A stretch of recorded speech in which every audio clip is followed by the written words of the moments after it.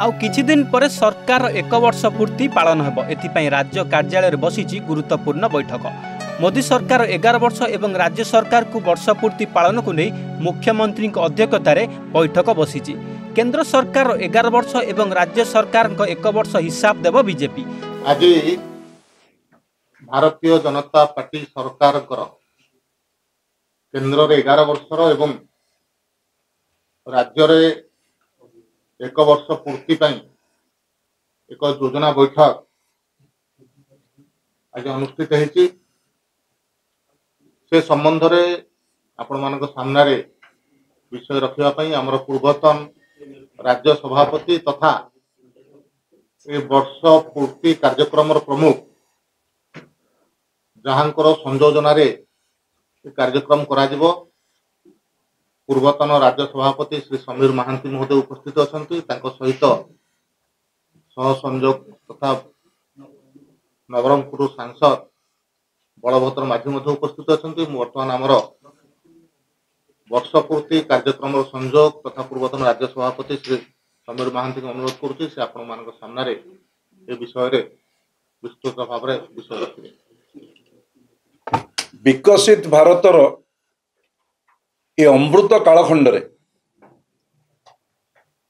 मोदी सरकार 11 वर्ष पूर्ति एवं राज्य सरकार 1 वर्ष पूर्ति से उद्देश्य रे सेवा सुशासन गरीब कल्याण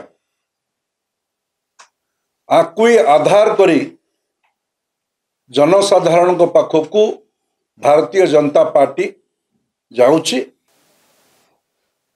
योजनाबद्ध भाव में ओडिशा को पछई रखिबारे से कांग्रेस हो कि बिजु जनता दल हो एमानंकर जो भली भाव में राज्य आगो को जीवा कथा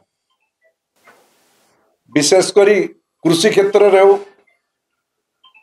एक कृषि प्रधान राज्य भाव में ओडिशा प्रतिष्ठित होता।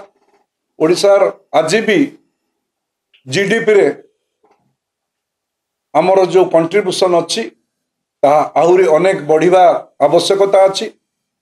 और राज्य रे लगातार भाव में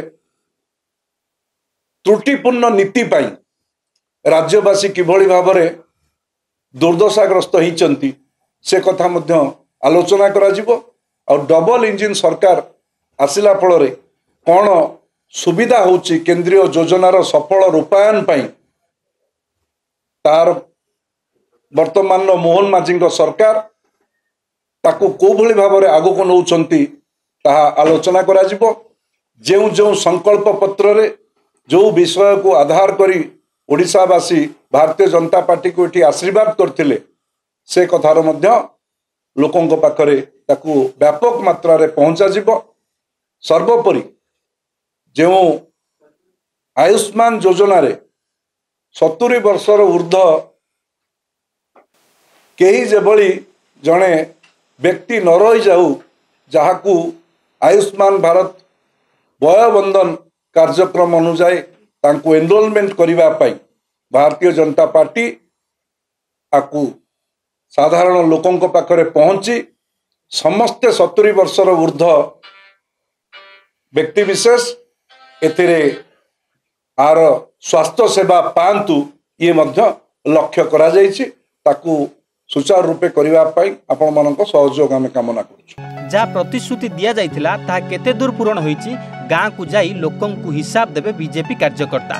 बैठक में राज्य सभापति मनमोहन सामल, राज्य प्रभारी विजयपाल सिंह तोमार, अन्य पदाधिकारी एवं जिला सभापति माने उपस्थित थिले।